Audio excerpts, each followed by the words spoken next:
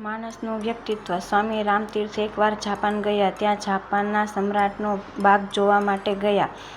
ત્યારે એમને આશ્ચર્ય થયું કે 100 વર્ષ જૂના વૃક્ષોની ઊંચાઈ માંડ થોડા ફૂટની જ હતી. રામતીર્થ વિચારવા લાગ્યા કે આવું કેમ બને? 100 વર્ષ જૂનું પુરાણું વૃક્ષ તો કેવું મહાકાય હોય! આ તો કદમાં સાવ નાના છોડ જેવા જ લાગે છે.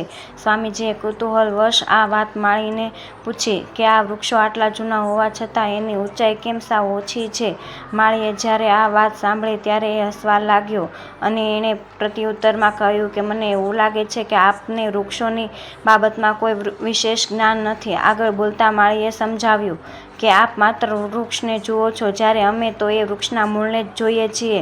અમે મૂળને વધવા જ નથી દેતા, સતત મૂળને નીચેથી કાપ્યા કરીએ છીએ અને મૂળ કાપવાને કારણે વૃક્ષો ઉપર વધી શકતા નથી. મૂળ જેટલા ઊંડા જાય, વૃક્ષ એટલું મોટું થાય. આમ વાસ્તવમાં વૃક્ષોનો પ્રાણ ઉપર જ નહીં, જમીનની નીચે રહેલા મૂળમાં હોય છે. આપણા બધાની પણ આ જ હાલત છે.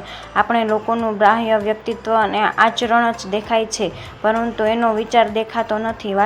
વાસ્તવમાં એના આચરણમાં, મૂળ અને એના વિચારમાં જ હોય છે. આપણે આપણા સદવિચારો જ એવા કુઠારઘાત કર્યા છે કે જીવન વૃક્ષ સાવ સંકોચાઈને નાના છોડ જેવું બની ગયું છે. Thank you. મારી સ્ટોરી સાંભળવા માટે મારી ચેનલને લાઇક, શેર એન્ડ સબસ્ક્રાઈબ જરૂર કરજો અને હા, બેલ આઇકન દબાવવાનું ભૂલતા નહીં.